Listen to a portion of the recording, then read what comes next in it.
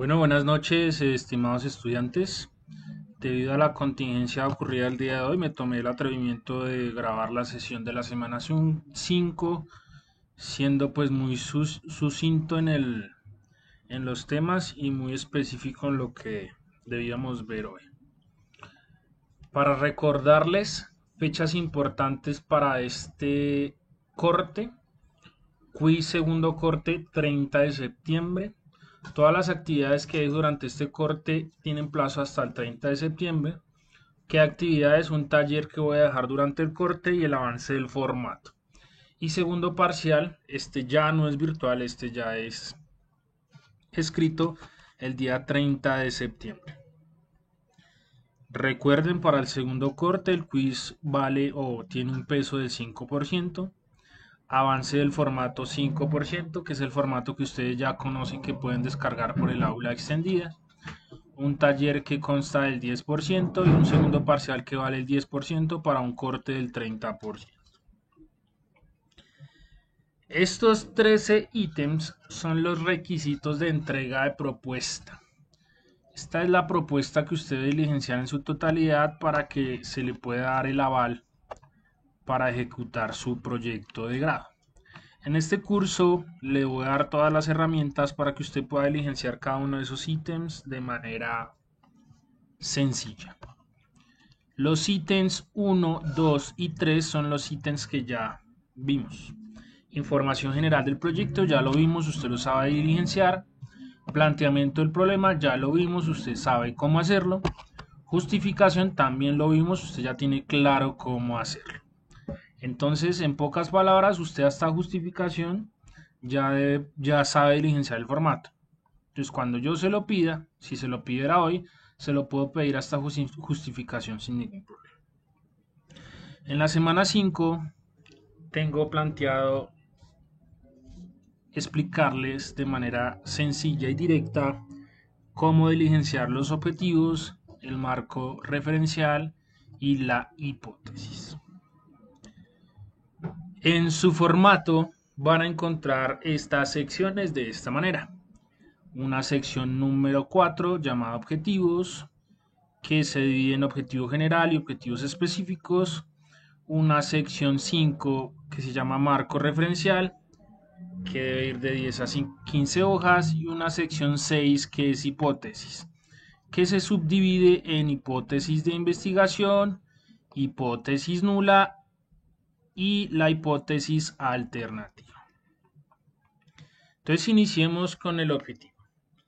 El objetivo general siempre, sí o sí, debe iniciar con un verbo en infinitivo. ¿Qué es un verbo en infinitivo? Que termina en ar, er, ir. Por ejemplo, definir, identificar, explicar, interpretar, realizar, determinar, caracterizar, etc. En sus pantallas están viendo los verbos más utilizados para objetivos generales: analizar, calcular, categorizar, comparar, etcétera. Y a la derecha de la tabla van a ver los verbos para objetivos específicos: advertir, analizar, basar, calcular, calificar, categorizar, etcétera. El objetivo general, como su nombre lo indica, es el objetivo macro de su proyecto y o investigación, lo que usted quiere lograr. Pero para usted lograr ese objetivo general, pues debe plantear un buen objetivo general. Un objetivo general responde a las preguntas del qué, del cómo y para qué. En sus pantallas están viendo un ejemplo de un objetivo general bien planteado. Un objetivo general debe estar compuesto por una acción, un producto, un cómo o un resultado. Un objetivo general, por lo general, no tiene estos 4 ítems, pero sí o sí debe tener la acción y 2 más: producto y cómo, o producto y resultado, o cómo y resultado, o cómo y producto, ¿sí? Pero sí o sí debe tener la acción y 2 ítems adicionales. Si tiene los 4, perfecto. En el ejemplo que les tengo ahí en sus pantallas, el segundo ejemplo tiene los 4. Entonces el ejemplo dice: establecer los procedimientos seguros en el laboratorio de ciencias básicas mediante la elaboración de un manual de bioseguridad, y de esta forma disminuir los riesgos durante la ejecución de actividades académicas. La acción, establecer. El producto, los procedimientos seguros en el laboratorio de ciencias básicas. El cómo, mediante la elaboración de un manual de bioseguridad. Y el resultado, disminuir los riesgos durante la ejecución de actividades académicas. Esto es clave en la elaboración de un objetivo general. Si su objetivo general no cumple con lo que está aquí establecido, pues es un objetivo general que está mal planteado y debe replantearse. Ahora, los objetivos específicos son, son como los pasos o unos objetivos más pequeños que me aportan a lograr mi objetivo general. Si el objetivo general nos dice el para qué, los objetivos específicos nos especifican el cómo. Los objetivos específicos están basados en la medición o análisis de variables, ¿sí? Lo que puede cambiar en un conjunto, en una población. Clave aquí que son mínimo 2, máximo 5. Si usted tiene más de 5 objetivos específicos, ya tiene 2 investigaciones. Haga 2 investigaciones de a 3. Si usted tiene un objetivo específico, pues no, porque recuerde que ya uno solito es un objetivo general. Y tener claro que estos objetivos específicos deben coincidir con el proceso de sistematización del planteamiento del problema. Y el objetivo general debe coincidir de manera directa con la pregunta problema de la sección del planteamiento del problema. ¿Listo? Los objetivos específicos tienen jerarquías, tienen, por decirlo de una forma, un nivel de dificultad, o mejor, un nivel de tiempo de cumplimiento. Sí, es mucho más sencillo de escribir que analizar. El describir básicamente es observar y tomar apuntes con relación a algo. El analizar ya es diferente porque usted debe comparar poblaciones, momentos, etc. Entonces, siempre que usted elija el verbo, tenga en consideración el nivel de tiempo que usted debe dedicar para cumplirlo. Y si tenemos claro que un proceso de trabajo de grado en UDES Bogotá consiste de 3 fases. La primera fase es el curso de investigación en salud. La segunda fase es la fase de propuesta o anteproyecto. Y la fase 3 es el proceso de ejecución del proyecto. Si ustedes se dan cuenta, son 3 semestres que equivalen a 1 año y medio aproximadamente. Entonces hay que tener muy claro que el objetivo, la acción que yo planteé se me acomode a los tiempos. Los objetivos cuentan con unas variables estadísticas. Existen las variables cualitativas y las variables cuantitativas. Las variables cualitativas generalmente son las que no pueden ser medidas con números y las cuantitativas son aquellas que se describen con números, cantidades, sumas, etcétera. Un ejemplo de cualitativas puede ser las profesiones. Entonces yo voy a elaborar un instrumento para tomar una serie de datos donde uno de los ítems indique profesión, abogado, ingeniero, médico, instrumentador, etc. Eso es una variable cualitativa. Una variable cuantitativa ya es, por ejemplo, cantidad de fallecidos, cantidad de personas con desenlace de muerte, discapacidad, portador crónico, bueno, dependiendo del proyecto. Como yo les decía en clase, cada avance en esto es muy específico del proyecto que se esté realizando. Eso en cuanto al objetivo general y los específicos. Ahora pasemos al marco de referencial. Básicamente el marco de referencia es toda aquella teoría que le permite al lector, sin necesidad de tener una formación disciplinar de lo que trata el proyecto, pueda entenderlo. Entonces es allí donde yo voy a colocar el estado del arte, antecedentes, referentes conceptuales, marco legal siempre y cuando corresponda. Es todo lo que permite que el lector de ese trabajo de grado lo entienda. Y si tiene alguna duda, vaya al marco referencial y pueda resolverla. Además de que el lector lo entienda, el marco referencial es ese sustento que, apoyado a mi justificación, hace que mi proyecto tenga un peso interesante y realmente sea algo que demuestre que se ha indagado.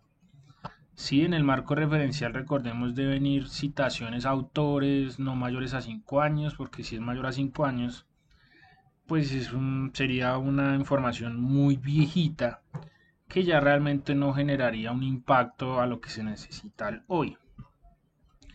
En el marco referencial, importante tener claro que deben ser de 10 a 15 páginas y lo deben referenciar en normas Vancouver. Como mínimo, deben tener en este marco teórico y bueno, en su propuesta de investigación en general, 20 referencias.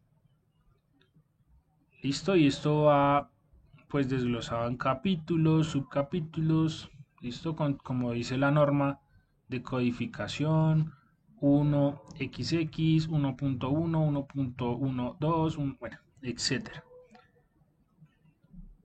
Marco referencial en la mayoría de casos está subdividido en 4 capítulos grandes: antecedentes, que es todo aquello lo que yo investigo que se ha realizado sobre lo que yo voy a ejecutar. El marco conceptual, que como su nombre lo indica, es definir conceptos importantes para guiar al lector. El marco legal son todas aquellas normas, leyes, resoluciones, decretos que están en concordancia con el tema a investigar, y el marco referencial es que se ha hecho referente al tema, otros autores que dicen, qué dice de literatura, qué dicen los libros, qué dicen los artículos, qué dice, bueno, dependiendo del tema. El marco referencial, pues como lo venía desglosando, el marco conceptual, que es la definición de eventos o variables del estudio; el marco teórico, que es desarrollar toda esa teoría que sustente mi estudio; el marco referencial, bueno, qué han hecho en torno a este tema; el marco histórico, pues este marco histórico es más asociado a las ciencias humanas, sí, como a la historia, psicología, geografía, sí, no se usa mucho en las ciencias exactas, pero es válido. El marco legal, pues todos los fundamentos normativos que van asociados a este proyecto. Entonces ya vimos rápidamente objetivo general, objetivos específicos, el marco referencial. Ahora ingresemos a la hipótesis.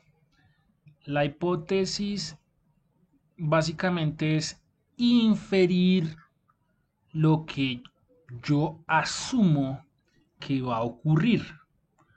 Por ejemplo, yo quiero investigar si el fumar da cáncer.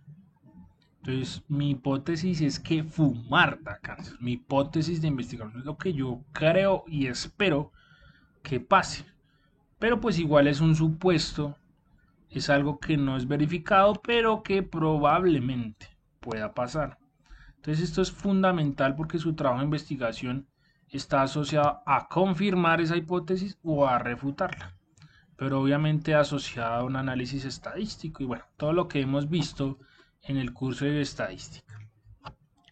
Entonces leamos lo que dice la teoría. La teoría dice: la hipótesis es una explicación anticipada que permita al investigador acercarse a la realidad. Esa hipótesis, ustedes ven en su formato, tiene 3 secciones: hipótesis de investigación, hipótesis nula e hipótesis alternativa. La hipótesis de investigación es la suposición basada en información previa. ¿Qué es la información previa? Pues todo el referente teórico que usted indaga. Su valor reside en la capacidad para establecer respuestas tentativas a la pregunta principal de la investigación y orientar el curso a seguir de la investigación. Después está la hipótesis nula, o también denominada H sub I, H sub O, perdón, que es opuesta a H sub I, que es la hipótesis de investigación. Entonces, básicamente la hipótesis nula representa como un sentido neutro a lo que usted espera que pase, ¿sí? La hipótesis nula básicamente rechaza su hipótesis de investigación. No necesariamente es lo contrario, pero sí lo rechaza. ¿Sí? Por ejemplo, volviendo al ejemplo que les decía, yo quiero investigar sobre si fumar da cáncer. La hipótesis de investigación sería que fumar da cáncer. La hipótesis nula sería que fumar no, pues no es un determinante para que dé cáncer. ¿Listo? Cuando a usted una investigación le da nula, eso quiere decir que rechaza la hipótesis de investigación, ¿sí? Y se acepta la nula en lugar de la hipótesis de investigación. Ahora veamos ejemplos. Por ejemplo, hipótesis de investigación. Las plantas de tomate exhiben una mayor tasa de crecimiento cuando se plantan en compost del suelo. Hipótesis nula. Las plantas de tomate no presentan una mayor tasa de crecimiento cuando se plantan el compost en el lugar del suelo. Otro ejemplo de hipótesis nula. Las plantas de tomate no muestran ninguna diferencia en sus tasas de crecimiento cuando se plantan en compost en lugar del suelo. Listo, entonces básicamente esa es como la diferencia entre hipótesis de investigación e hipótesis nula. Listo, igual recuerden que cualquier duda me pueden comentar. Listo, entonces ya tienen ahí para diligenciar su formato. Pero adicional a esas dos también está la hipótesis alternativa. La hipótesis alternativa es aquella hipótesis que ni es la esperada ni es la nula, es otra diferente. Entonces acá traigo 3 ejemplos muy claros. El primer ejemplo dice, hipótesis de investigación. ¿Qué espero yo de la estrella? Espero que la estrella sea roja. Pero resulta que hago la investigación y me da hipótesis nula. La estrella es azul. O resulta que no es ni roja ni azul. La estrella es amarilla, café, naranja, etc. ¿Qué sería hipótesis alternativa? No es lo que esperaba, no es lo contrario de lo que esperaba, sino es otra cosa. Otro ejemplo, hipótesis de investigación. Los jóvenes le atribuyen más importancia al atractivo físico en sus relaciones de pareja que las jóvenes. Hipótesis nula. Los jóvenes no le atribuyen más importancia al atractivo físico en sus relaciones de pareja que las jóvenes. Hipótesis alternativa. Las jóvenes le atribuyen menos importancia al atractivo físico en sus relaciones de pareja que las jóvenes.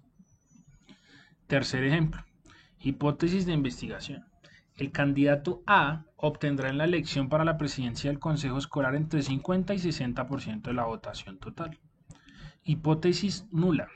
El candidato A no obtendrá en la elección para la presidencia del Consejo Escolar entre 50 y 60% de la votación total. Hipótesis alternativa. El candidato A obtendrá en la elección para la presidencia del Consejo Escolar más del 60% de la votación total. Otra hipótesis alternativa. El candidato A obtendrá en la elección para la presidencia del Consejo Escolar menos del 50% de la votación total. ¿Listo? Espero. Sé que es difícil pues impartir este tipo de temas de esta forma, pero es importante avanzar. Recordemos que ya estamos en la semana 5 y debemos ir diligenciando nuestro formato casi que en la mitad. ¿Listo? Entonces el día de hoy vimos marco referencial, hipótesis, objetivo general y objetivos específicos. Por favor, les solicito de manera muy amable que diligencien el formato con sus proyectos. Y para la próxima sesión me indican cualquier duda. Listo, se les aprecia un montón, quedo pendiente.